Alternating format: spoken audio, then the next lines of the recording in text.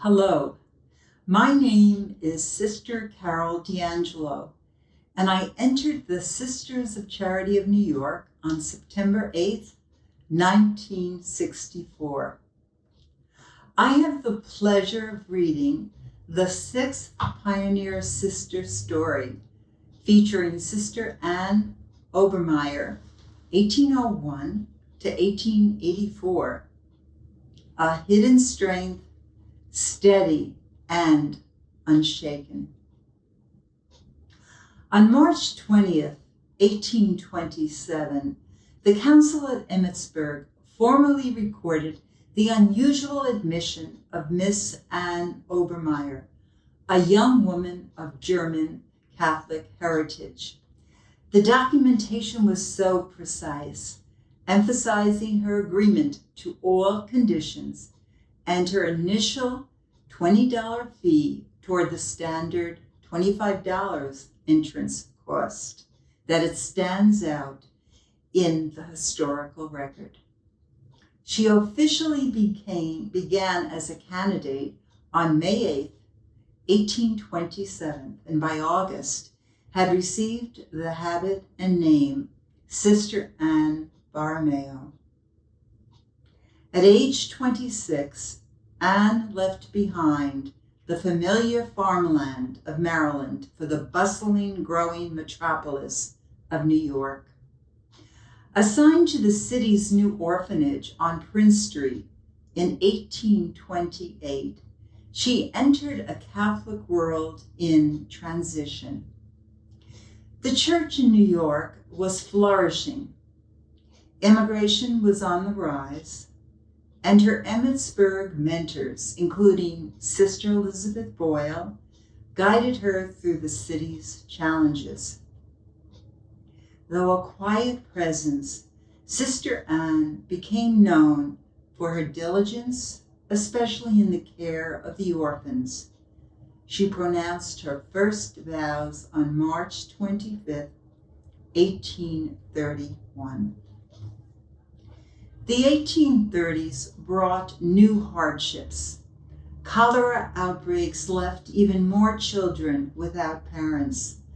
An economic collapse turned families to desperate measures. The sisters' ministries evolved to meet this reality, establishing the half orphanage to serve children whose parents could work if relieved of their care. Though she rarely stood out at the forefront, Sister Ann Borromeo helped stabilize these efforts, eventually assisting and later enduring several leadership transitions at the half orphanage in the late 1830s. In April 1839, during a difficult season of community upheaval, Sister Ann's mother passed away in Emmitsburg. The silence in the records around her involvement in the funeral, despite being one of two siblings who had given their lives to the church, points to the early sisters' profound sacrifice, a total severance of family ties. For Sister Ann, these months must have been marked by sorrow and uncertainty. Nevertheless, her quiet perseverance returned her to steady work.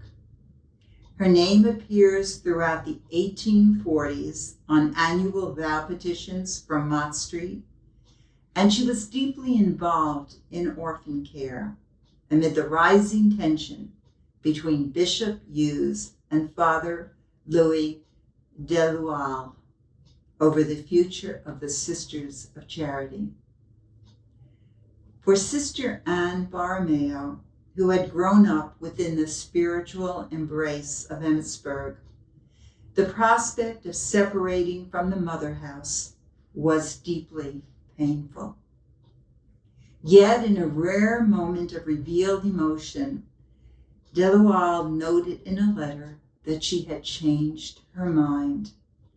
choosing to remain in New York, an act of courage and fidelity to her mission.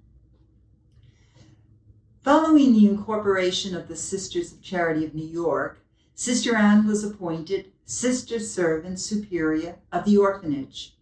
She soon became a trustee of the new congregation and signed the official act of incorporation in 1849. When the New Boys Asylum opened at 51st Street in 1851, Sister Elizabeth Boyle and others moved there to oversee it. Sister Ann remained at Prince Street to manage the care of infants and girls, mentoring young sisters and guiding their spiritual formation. In 1854, she was elected treasurer of the community, returning to the Mother House, where she meticulously recorded council minutes in her distinctive script. She brought the same methodical attention to financial matters, balancing thrift with care for the sisters' well-being. She served as treasurer through 1860, briefly stepping aside before returning in 1858 after her successor suffered a stroke. Sister Ann remained active into her 60s.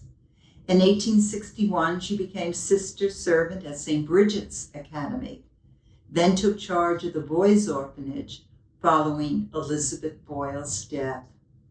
In 1865, she was elected assistant mother and continued to serve from the missions until recalled to the Mother House. In a pattern that reflected her reliability, she and Sister Regina Lawless would later trade roles again. Sister Ann returning to Fifth Avenue, where she remained quietly in service even as her age advanced.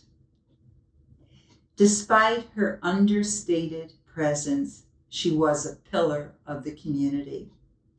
In her 35 years as a board member, she missed only 2 meetings, both due to illness.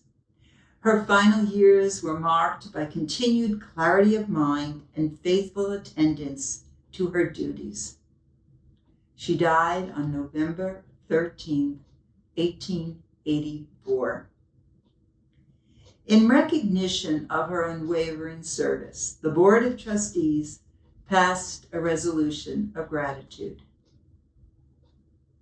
Resolved to place on record our deep appreciation of the services rendered to this corporation by the late Ann B. Obermeyer, who has been a trustee since 1849 and also a treasurer for a series of years. This devoted member died November 13, 1884. Steadfast, humble, and fiercely faithful, Sister Ann Borromeo Obermeyer left no dramatic legacy, but her quiet strength helped shape and sustain the foundations of the Sisters of Charity of New York. Her devotion speaks not in headlines, but in the long, patient labor of love. Thank you for joining me. I hope you will come back to our YouTube channel to learn more about other pioneer sisters. Thank you.